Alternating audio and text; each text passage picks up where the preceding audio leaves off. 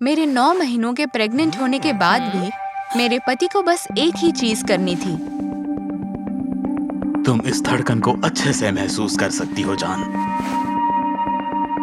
मैंने जिम को short break के लिए मनाया और वो मान गया, लेकिन उसने मुझे आगाह किया कि वो अपनी जरूरत दूसरे तरीके से पूरी करेगा। पहले तो मुझे लगा ये सिर्फ गीदड़ धमकियां हैं। तो जब उसने सच में डेटिंग ऐप पर खोजबीन शुरू कर दी, तब मैंने मजाक में उसके लिए दुनिया की हॉटेस्ट लड़की चुन ली। कितना खुश नसीब हूँ मैं जो तुम जैसी बीवी मिली। Love you. जैसे तुम मेरे साथ हम बिस्तर हो जाओगी, मैं साबित कर दूंगा।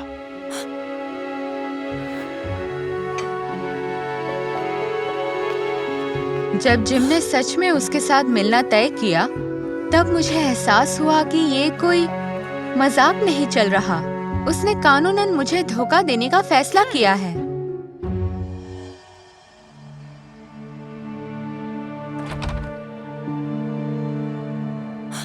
मैंने तुरंत उस लड़की को ढूंढ निकाला ताकि उसे बता सकूं कि वो शादीशुदा है और जल्द ही बच्चे का बाप बनने वाला है। ये सुनकर कोई भी आम लड़की पीछे हट जाती, लेकिन उस मोहतरमा को मेरी प्रेगनेंसी से कोई फर्क नहीं पड़ा। मुझे उसकी रखैल बनने में कोई ऐतराज नहीं है स्वीटी। मैं बस तुम्हारे पति के पैसों से प्यार करती हूँ। तब जाके मुझे पता चला कि अब कोई चारा नहीं है। मुझे अपने पति की जरूरतें पूरी करनी होगी। मैंने जिम को एक दिलचस्प मैसेज भेजा। उसे कल के मिस हुए डिजर्ट के लिए लंच पर बुला लिया। पेट गुब्बारे की तरह फुला होने के बावजूद मैंने अपने पैरों को शेव करने की कोशिश की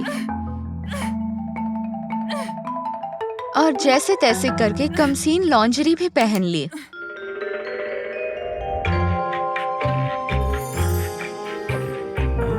लेकिन जब पत्नी का फर्ज निभाने की बारी आई, तो गलती से जिम की आंख में दूध चला गया। उस शर्मनाक हादसे ने मेरे पति को गुस्सा दिला दिया। उसे यकीन था कि ये मैंने जानबूझकर किया ताकि उसकी भावनाओं का मजाक उड़ा सकूं। क्या अपने प्यार के साथ ऐसा बर्ताव करते हैं? अब जो तुमने शुरू किया है उसे मैं अंजाम दूंगा। मैं जैक को संतुष्ट नहीं कर पाई तो वो हवस से जल उठा और उसने तुरंत उस हॉटी के साथ मीटिंग फिक्स की। मैंने अपनी अदाएं दिखाकर उसे रोकने की कोशिश की और उसके लिए आरामदायक बाथ का प्रबंध किया ताकि उसकी मर्दाना ताकत काबू में आ जाए। मैं चाहूंगी डेट नाइट से पहले तुम रिलैक्स हो जाओ। तुम्हें अपनी ताकत बढ़ानी होगी, है ना? जिम तुरंत इसके लिए राजी हो गया और खुशी से गर्म पानी में कूद गया। लग रहा था कि बात बन रही है। उसे जल्द ही नींद आने लगी, लेकिन जैसे ही मेरे पति को उसका मैसेज आया, वो इतना खुश हुआ कि पानी में हलचल होने लगी। मुझे ये बिल्कुल पसंद नहीं आया, तो मैंने उम्मीदों पर पानी फेरने का तरीका अपनाया। उसकी लैक्टोज की एलर्जी को ध्यान में रखते हुए मैंने जिम के लिए एक खास डिश बनाई, लेकिन उसने उसे खाने से मना कर दिया क्योंकि उसने पहले ही रेस्टोरेंट में टेबल बुक कर ली थी।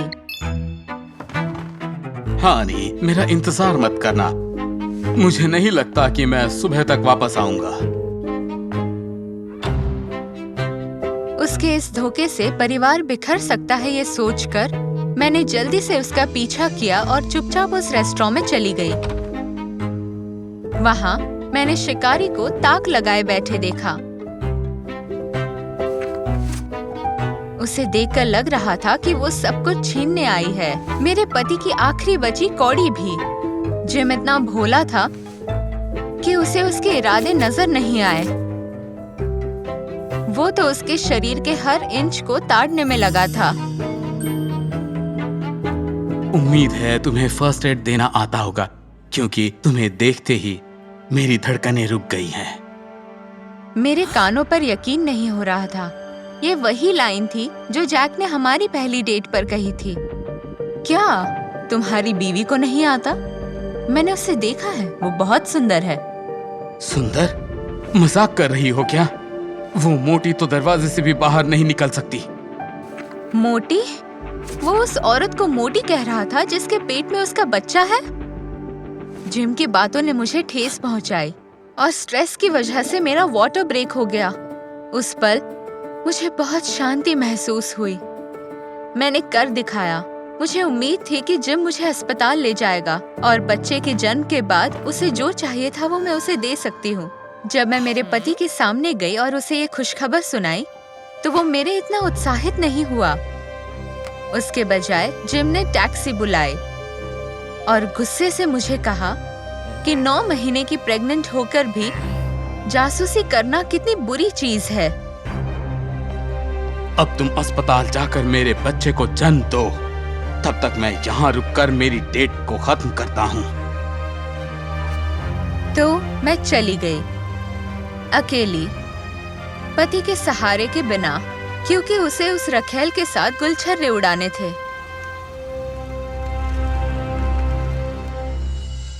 खुशनसीबी से डॉक्टर की मदद से मैंने एक हेल्दी बच्चे को जन्म दिया। जब नर्स ने मुझे इसके पिता के बारे में पूछा तो मेरे पास कोई जवाब नहीं था। चमत्कार हो गया। मेरी झिझक को भांपते हुए वो सामने आ गया। जिम अचानक से कमरे में दाखिल हो गया। मैंने कहा कि उसके पीछे बच्चा सो रहा है। तुम यहाँ आओ और अपने बच्चे से मिलो। तब समझ में आया कि जिम बच्चे के बजाय मेरी पर्स ढूंढ रहा था। उस रेस्टोरेंट वाली गोल्ड डिगर ने जिम के साथ रात गुजारने के लिए ढेर सारे पैसे मांग लिए थे, इसलिए वो उसकी सर्विस के लिए मेरा क्रेडिट कार्ड ढूंढ रहा था। बच्चा पैदा करने के बाद तुम अपना पत्नी धर्म नहीं निभा सकती, तो तुम ही बताओ मैं इतने वक्त के लिए क्या करूं? मैं समझ गई जिम को दरअसल क्या चाहिए था। मैं ऐसे आदमी के लिए अपनी शादी बचा रही थी जो अपने बच्चे का चेहरा तक नहीं देखना चाहता।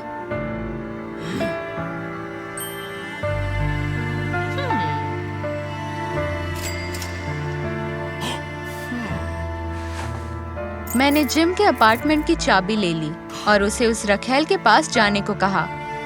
शायद वो तुम्हें घर में रहने दे। इस बात से वो आग बबूला हो उठा और मुझ पर चिल्लाने लगा। इतना ही नहीं, वो बच्चे को मुझसे दूर ले जाने की कोशिश करने लगा। चलो भी, मैं तुम्हें बच्चा देता हूँ, तुम मुझे अपना कार्ड दे दो। पानी सर के ऊपर चला गया। सिक्योरिटी ने जिम को अस्पताल से निकाल दिया।